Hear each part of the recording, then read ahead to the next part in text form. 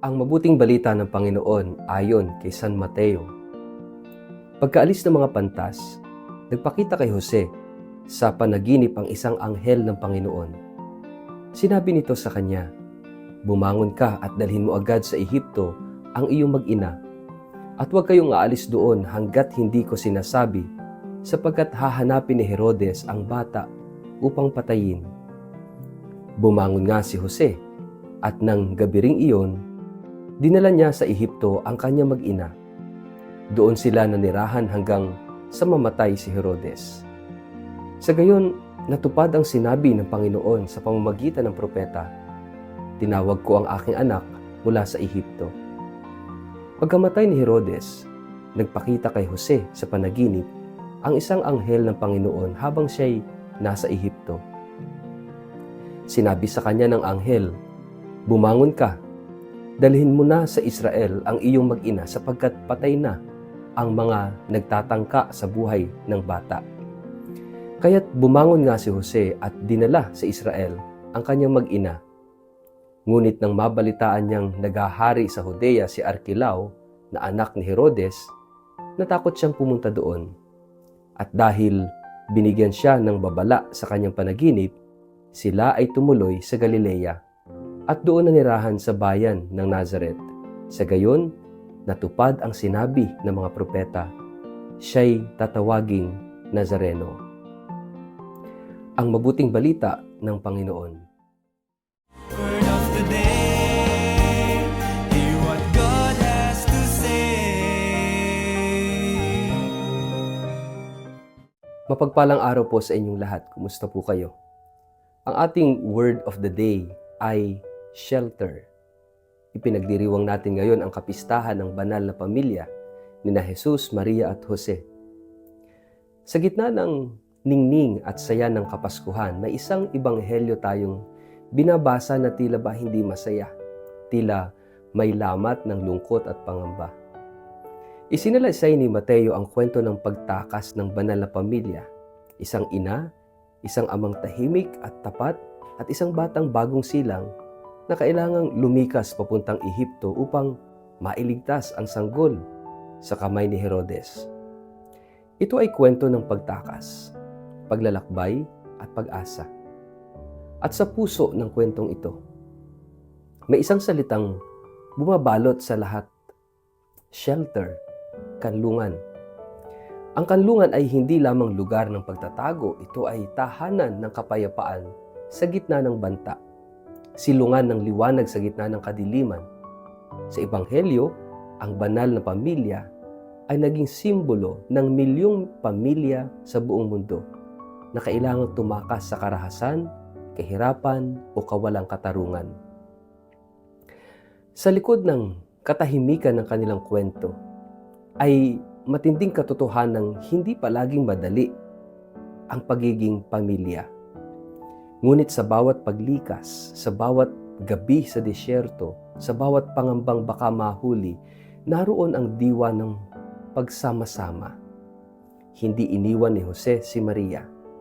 Hindi pinabayaan ni Maria si Jesus. At higit sa lahat, hindi sila iniwan ng Diyos. Sa kabila ng panganib, ang Diyos ay naging kanlungan nila.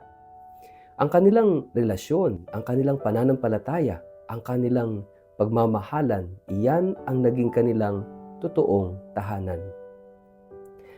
Sa ating sariling buhay, may mga pagkakataong tila tayo rin ay nasa disyerto.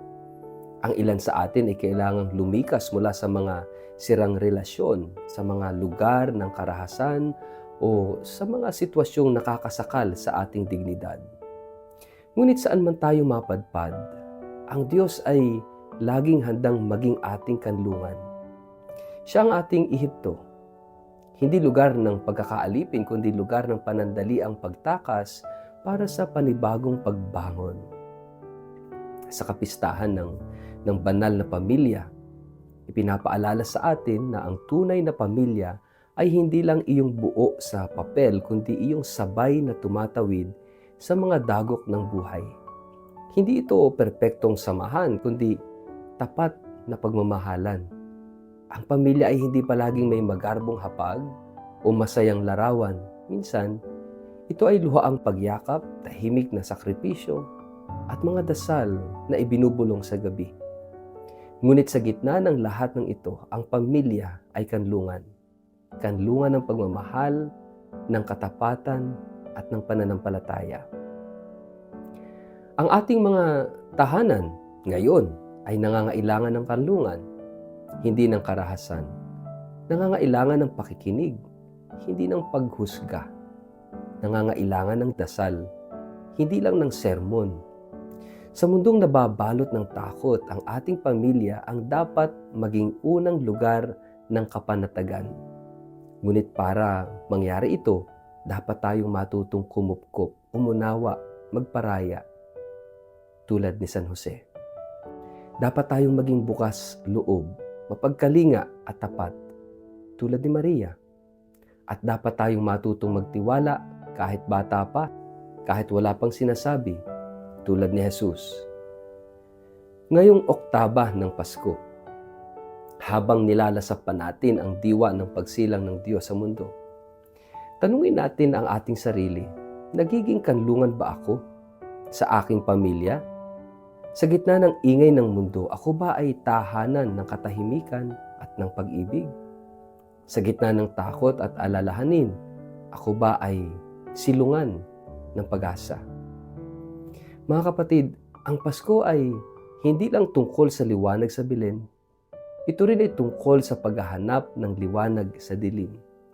Sa pagtuklas na ang ating pananampalataya at pagmamahalan bilang pamilya ay sapat upang maging tahanan ng Diyos sa mundo. Kaya nga, magandang magnilay tayo ng sama-sama. Tanungin ang sarili, sa anong paraan tayo tinatawagan ng Diyos upang maging kanlungan ng pag-ibig, ng pagtanggap at pag-asa sa ating pamilya at sa ating komunidad. Sa ngalan ng Ama at ng Anak at ng Espiritu Santo. Amen. Panginoong Jesus, Ikaw ay isinilang sa gitna ng kababaang loob at panganib. Turuan mo kaming maging kanlungan ng iyong pag-ibig. Tulad ng banal na pamilya, gawin mo akong tapat sa aking pamilya, kaming lahat, mapagkalinga sa aming kapwa at mapagtiwala sa iyong plano. Sa gitna ng mga unos ng buhay, ikaw nawa ang aming maging tahanan, ang aming kapanatagan at ang aming kanlungan. Amen. Pagpalain po kayo at ingatan ng makapangyarihang Diyos, Ama at Anak at Espiritu Santo. Amen.